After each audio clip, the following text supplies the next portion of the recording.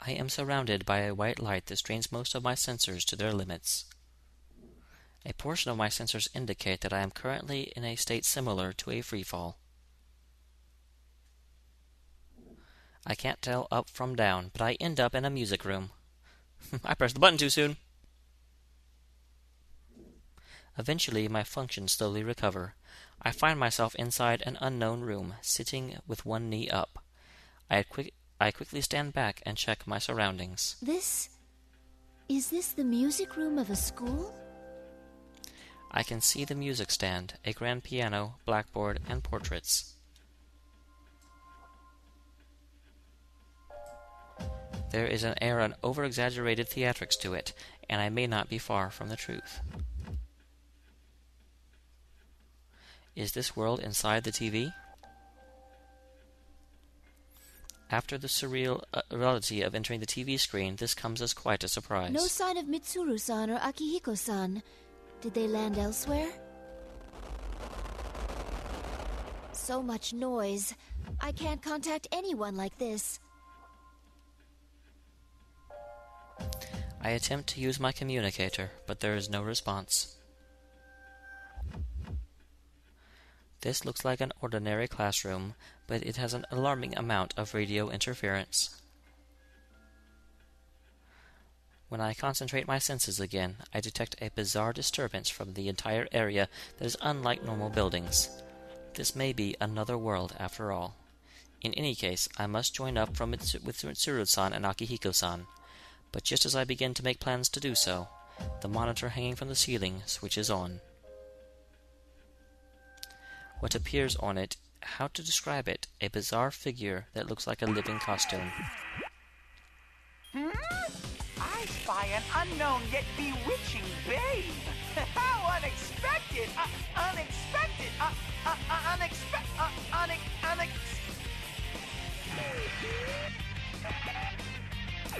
Its comical tone drops, does not last long before the voice becomes distorted and the image disappears. It reminded me of a malfunctioning machine. I stare at the monitor.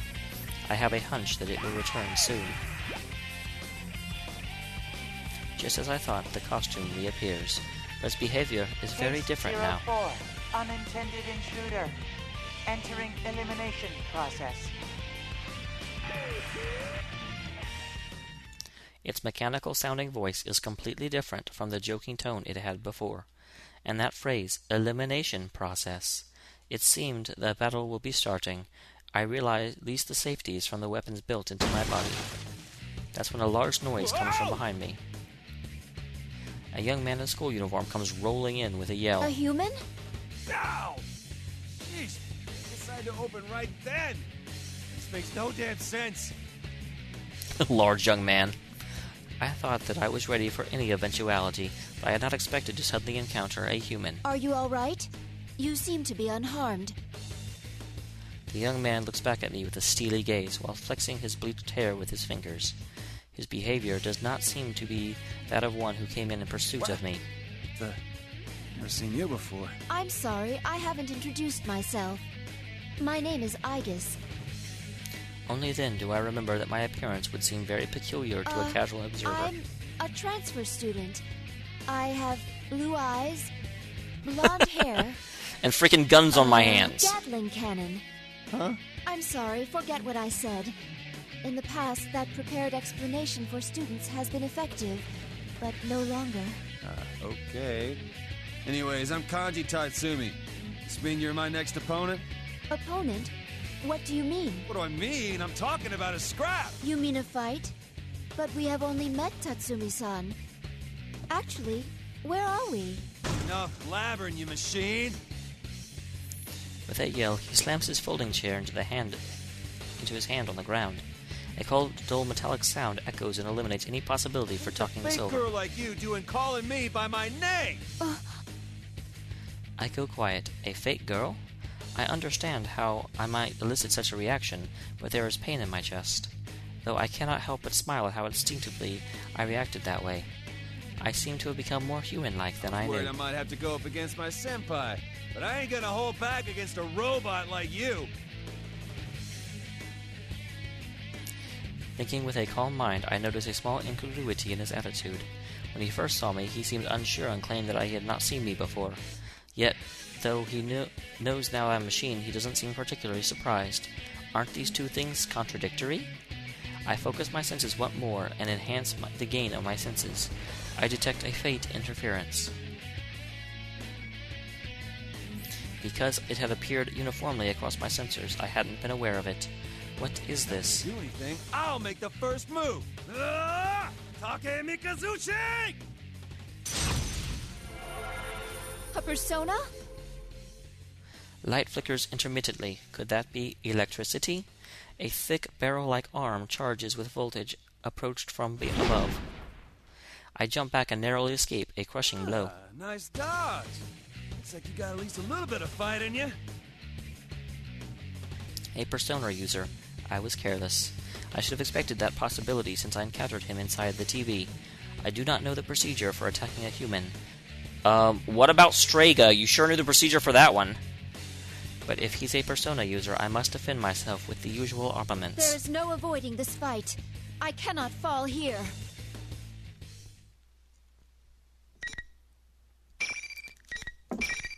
Okay, here we go. Now you guys get to see how terrible I am with Aegis. Woohoo!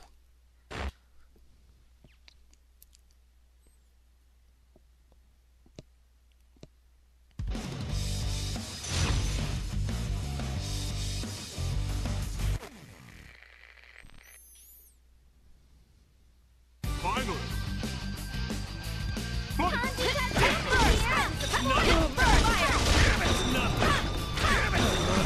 This is turning into a very one-sided battle. First, hit down one notch after another. Truly a vicious assault. Now up to here. One side of the others dominate. Severe impact. Going. Hit. I summon you. Here. Will this move turn the tide? Attack. These hits. Fire. Into a tight air. Evaded. Push on through. Persona. Force. Go. Anti-air. The opponent evades. Nice. Fair shot. Can't move. System error. Try this. Strike. All right, it's over. Time to leave. Yeah, I've got to say, Aegis' Ultra or Ultimate really, really annoys me. I have no idea how you hit with it. It's so hard to pull off.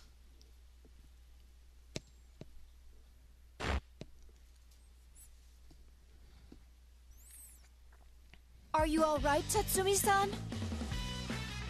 I help Tatsumi-san off the ground and call to him.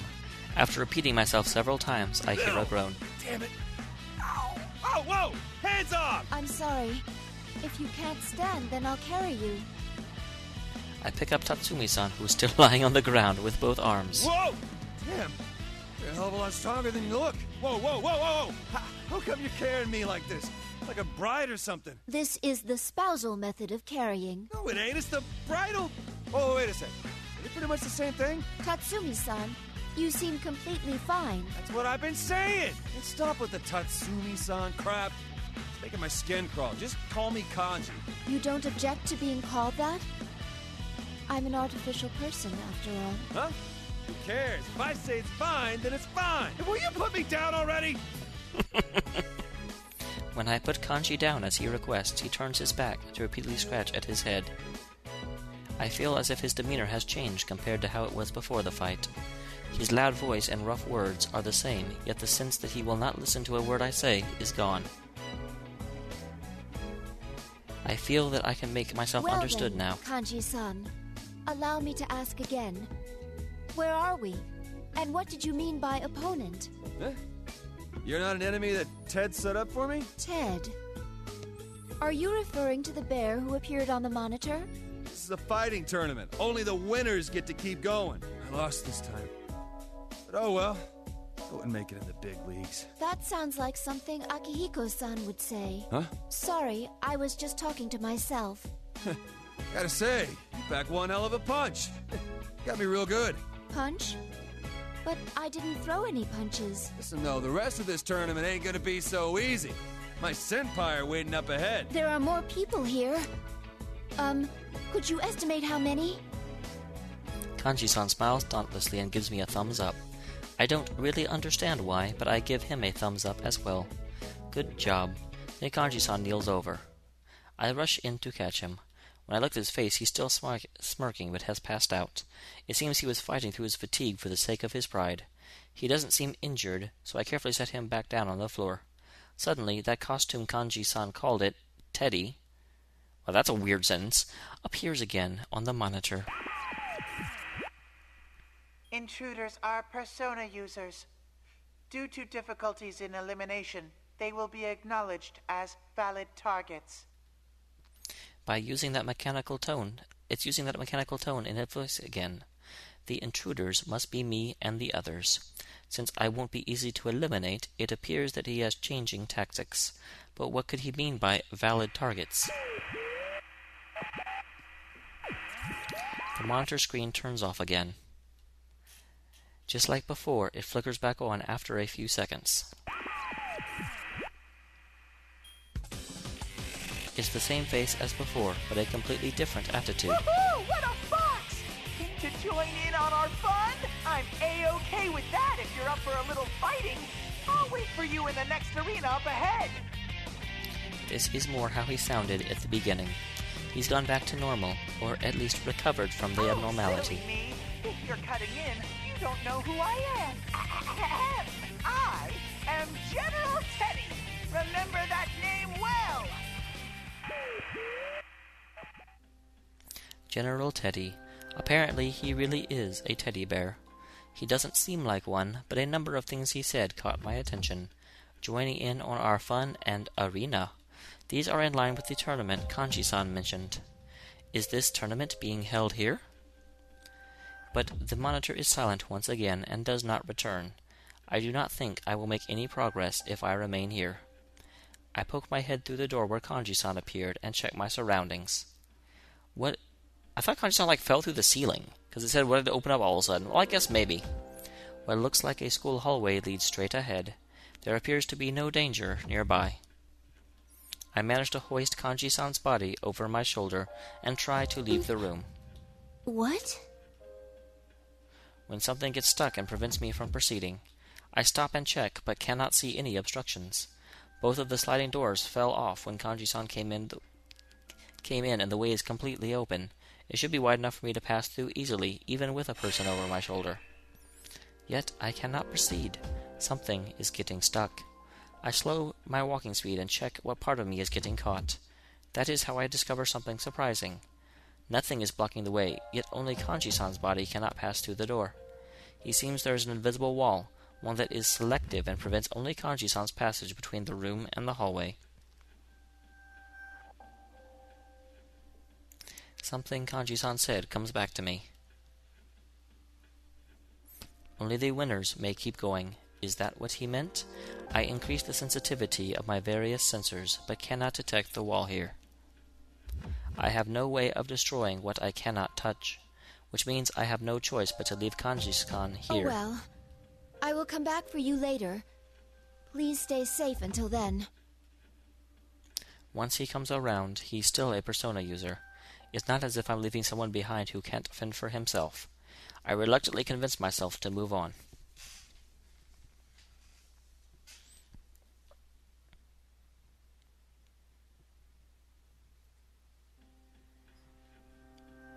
When moving down the hallway, my sensors continue to pick up disturbances from everything in the school. It all looks pretty normal, though. There is a line of glass windows on the wall. Outside is a field level with the ground I am walking on. I seem to be on the first floor of the building. Eventually, I reach a doorway and cautiously venture outside. There is barely any difference in temperature or atmospheric composition compared to the real world. But though the lack of wind is unnatural, there are other discrepancies between here and there. I turn around to inspect the building's exterior. This is indeed a school. I walk along the wall and go around the building. Soon, I reach what seems to be the main gate. I turn towards the school building once again and come to a I realization. recognize this place. I have seen a photo from this angle in the preparation materials.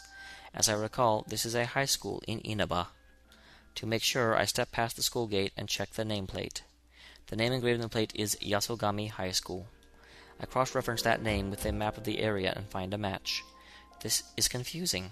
A real-world location has been completely recreated inside the TV? Why is it structured like nesting boxes? Just then, I sense something move in the corner of my vision. I quickly turn and view it from the front. It is a uniformed girl. She is running straight through the opposite direction of the field. Is she a student? No, this is not a real school. Could she be one of the senpai Kanji-san spoke of? But a moment's thought highlights an important detail. Her pale skin and hair color.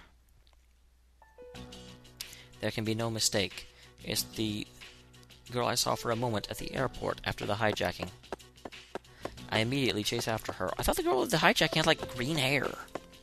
Not silver hair. But the girl is much faster than I anticipate, and I cannot close the distance. I release a portion of my foot speed igniters and finally get close, until I am able to grasp her right arm from behind. Huh?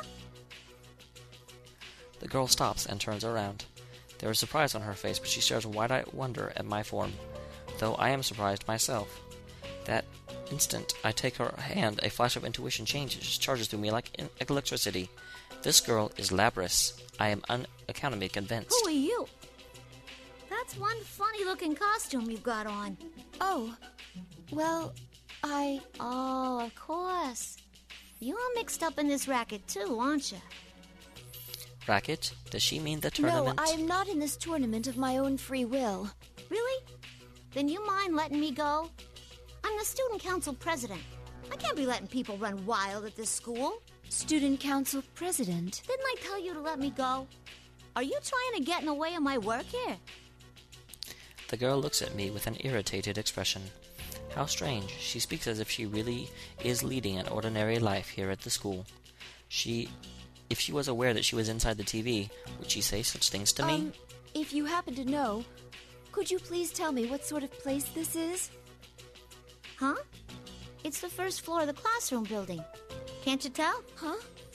Is it possible that you don't recall entering a TV? A TV? Listen, I don't know what you're talking about, but I'm kind of in a hurry here. Can I go now? Before you do, please tell me something. Who are you? Who? What'd you stop me for if you didn't even know? I just told you. I'm the student council president. What hole have you been hiding in? The elections were just last week. Are we done now? Because I got places to be. The girl ends the conversation sternly and shakes off my hand and runs away again. In an instant, she has disappeared into the school building. Please, wait! I go after her, but just as I enter the hallway and round the first corner, something blocks my path. But I can't see what it is at all. I can't see it, yet when I reach out my hand, I can feel it. I think I know what this is. That wall again! The invisible wall that prevented Kanji-san's passage is most likely the same thing. Once again, I am surprised. I can touch it, yet my sensors detect nothing. And it's much stronger than I had imagined. It repels even gunfire, yet alone physical strikes. I attempt various methods to destroy it. Before I can, the girl disappears from It seems I view. am forced to try a different route. I consider the situation once more. Was that girl truly Labris? There are too many factors now indicating otherwise. Her appearance and the feel of her arm when I grasped it a moment ago. Both are strong signs that she is human. If she is entirely artificial, then she could not be part of an older generation of models than myself. Her speaking voice and behavior were both also indicative of known human patterns. According to the records of Labris' development, she was sealed away soon after. Even I stumble with natural human speech, she could not have become so proficient in so short a time. She's not a machine, but a human, so she cannot be Labris. Usually, I would not hesitate to make such a judgment based on the available data. Yet, I still cannot shake the feeling that she may be Labris. That intuition I felt earlier, what caused it? This case remains murky. I feel as if my senses are being muffled by a thin cloth. I cannot leave her be. Even if she is not Labrys, the face itself means that she is in danger. I quickly looked for an alternate route.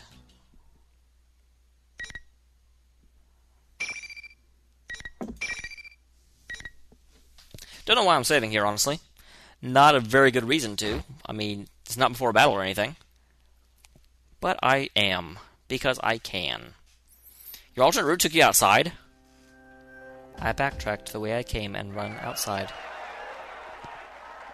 Suddenly, I am enveloped in a tidal wave of sound. These are human voices. The cheering comes from an enormous crowd. I turn around and a thick mass of people run towards me out of nowhere. They are boys and girls in school uniforms. It was clear that everyone was looking at me. This is impossible. How did I fail to detect so many humans? But then I notice it.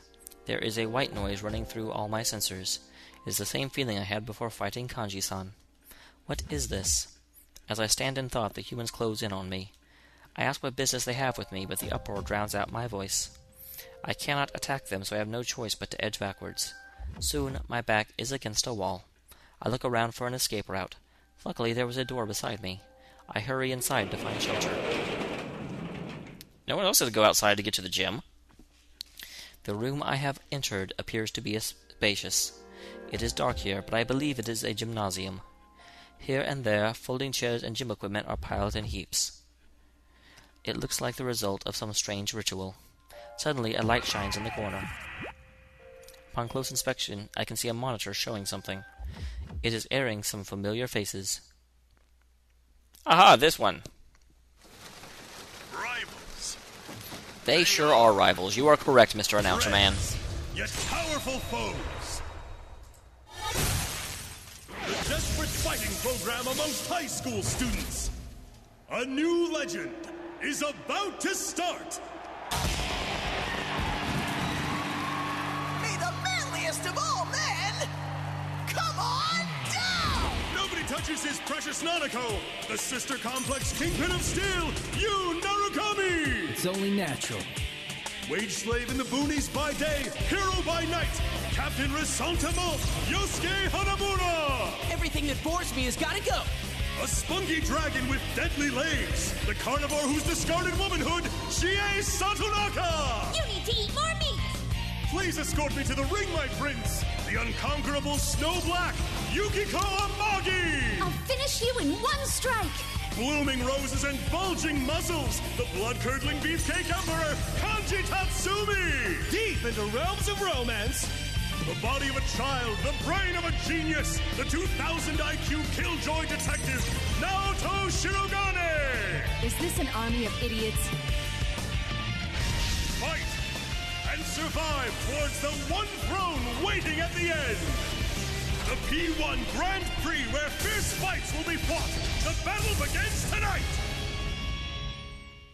Yeah, you can't talk about women's weights or Yu Narukami's weight, or his height, or anything about him. He is a man shrouded in mystery.